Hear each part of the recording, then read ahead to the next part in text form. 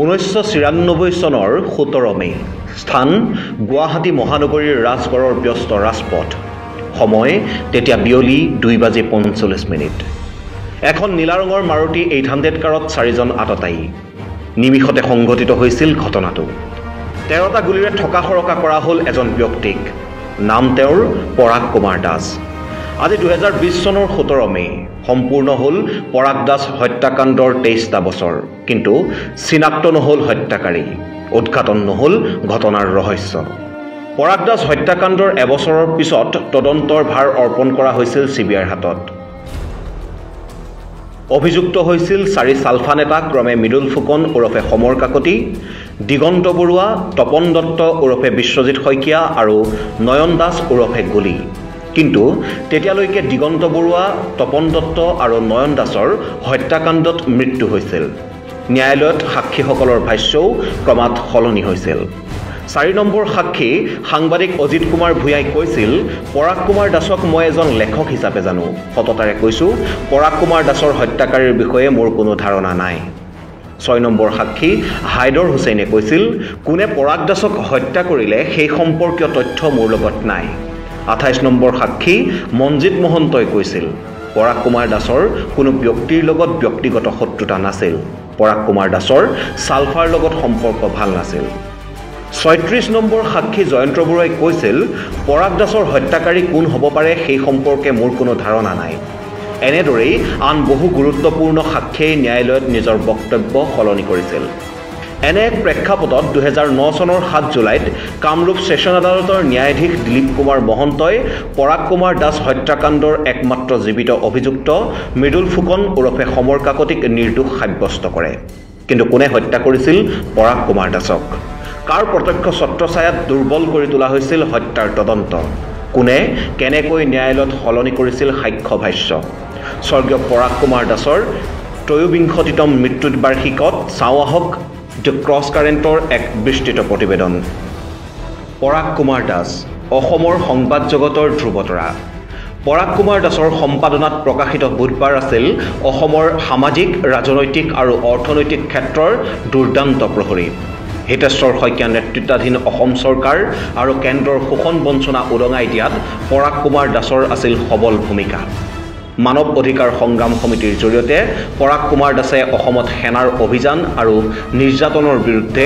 সংগঠিত কৰি তুলিছিল জনগণক ফলস্বৰূপে হিতেশ্বৰ শইকীয়া চৰকাৰ আৰু কেন্দ্ৰীয় চৰকাৰৰ বাবে মূৰৰ কামোৰণিত পৰিণত হৈছিল পৰাগ কুমাৰ দাস 1991 চনত ৰাষ্ট্ৰীয় নিৰাপত্তা আইনৰ অধীনত কাৰাবন্দী কৰা হৈছিল পৰাগ কুমাৰ দাসক 1993 চনত পুনৰ টাডা আইনৰ অধীনত কাৰাবন্দী কৰা হৈছিল পৰাগ কুমাৰ দাসক ইয়াৰ সমান্তৰালভাৱে সালফাৰ লগতো সংঘাতলৈ আহিছিল পৰাগ কুমাৰ দাস সালফাৰ অনৈতিক কাৰ্যকলাপৰ বিৰুদ্ধে সৰব হৈ উঠিছিল পৰাগ দাস চৰকাৰী পক্ষপাতিত্বত সংঘটিত সালফাৰ প্ৰতিটো কুকৰ্ম ফাদিল কৰিছিল পৰাগ দাসৰ কলমে 1993 চনৰ বিধানসভা নিৰ্বাচন মাৰ্ঘেৰিটা সমষ্টিৰ কংগ্ৰেছ প্ৰাৰ্থী প্ৰাক্তন আলফা নেতা বিনু চেতিয়া সেই সময়ত সন্দেহজনক আলফাৰ লগত বিনু চেতিয়াৰ সংঘাত হয় আৰু বিনু চেতিয়াক হত্যা কৰা হয় লগে লগে পৰাগ কুমাৰ দাসৰ প্ৰত্যক্ষ সংঘাতলৈ আহে পৰাগ কুমাৰ দাস হত্যাকাণ্ডৰ মূল 4 অভিযুক্ত দিগন্ত বৰুৱা আৰু তপন দত্ত ওৰফে বিশ্বজিৎ শইকীয়াই প্ৰতিদিনৰ কাৰ্যালয়লৈ গৈ পৰাগ দাসক ভাবুকি প্ৰদান কৰে বিশ্বজিৎ শইকীয়াই মৃত বিনু চেতিয়াৰ ঘৰলৈ গৈ পৰাগ কুমাৰ দাসৰ বিৰুদ্ধে প্ৰতিশোধ ল'ম বুলি ৰাজহুৱাকৈ ঘোষণা কৰে তাৰ মাজতে অনুষ্ঠিত হৈ যায় বিধানসভা নিৰ্বাচনত অসম গণ পৰিষদ দলে জয়লাভ কৰে আৰু 1994 চনৰ 15 মে তাৰিখে শপত গ্ৰহণ কৰে হিতেশ্বৰ শইকীয়াৰ অপশাসনৰ অন্ত পেলাই 15 মেত মুখ্যমন্ত্ৰীৰ আসনত বহে প্ৰফুল্ল কুমাৰ মহন্ত তাৰ ঠিক দুদিন পিছতে অৰ্থাৎ 17 মেত গুৱাহাটীৰ ৰাজগড়ত দিন দুপৰতে 13টা বুলেটেৰে অজ্ঞাত শত্ৰুৱে পৰাগ কুমাৰ দাসৰ দেহ ঠকা হৰকা কৰে মুখ্যমন্ত্ৰী প্ৰফুল্ল কুমাৰ মহন্তই 48 ঘণ্টাৰ ভিতৰত দোষীক কৰায়ত্ব কৰা হ'ব বুলি ঘোষণা কৰে আলফাৰ মুখ্য সেনাধ্যক্ষ পৰেশ বৰুৱাই হুংকাৰ দিয়ে 48 ঘণ্টাৰ ভিতৰত হত্যাকাৰীক দিয়া হ'ব প্ৰত্যুত্তৰ কিন্তু এটা বছৰ পিছতহে প্ৰফুল্ল মহন্তৰ চৰকাৰে হত্যাকাণ্ডৰ তদন্ত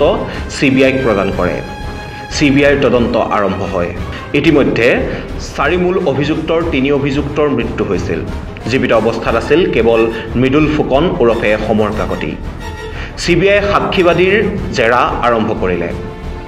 সাক্ষীসকলৰ জবানবন্দী সংগ্ৰহ কৰিলে, কিন্তু বহু সাক্ষীৰ সুৰ ন্যায়ালয়ত ক্ৰমে সলনি হৈ পৰে। বহু সাক্ষী হৈ পৰিছিল হষ্টাইল উইটনেছ। তাৰ বাবে ন্যায়ালয়ে জগৰীয়া কৰিলে CBIক।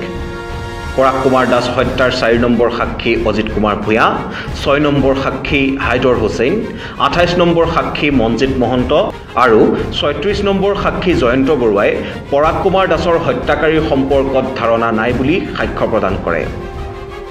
14 নম্বৰ সাক্ষী সৰজু প্ৰসাদ সিঙে অভিযুক্ত মৃদুল ফুকনৰ ওপৰত ভাইব্ৰেল ক্লু প্ৰদান কৰিছিল, কিন্তু পিছলৈ তেওঁ ইয়াৰ পৰা ফালৰি কাটে।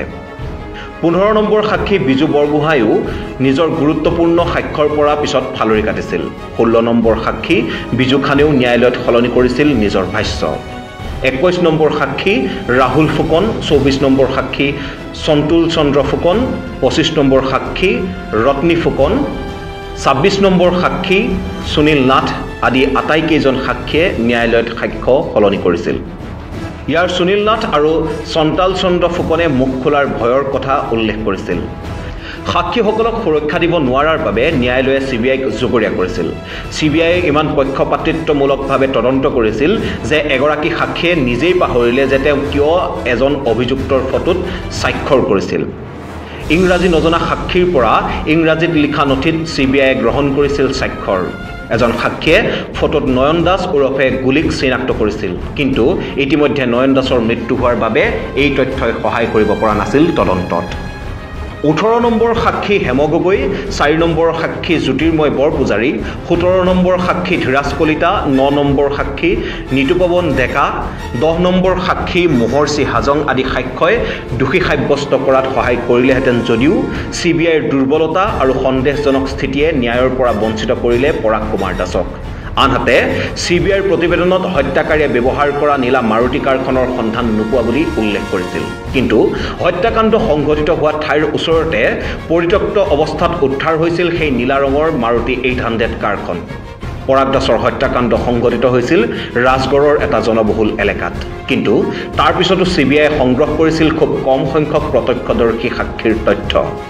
এইবোৰ কাৰণতে তদন্তকাৰী সংস্থা CBIৰ ভূমিকাক লৈ সন্দেহৰ সৃষ্টি হৈছিল, যাৰ বাবে ন্যায়ালয়ৰ দ্বাৰা সমালোচনাৰ সন্মুখীন হৈছিল CBI।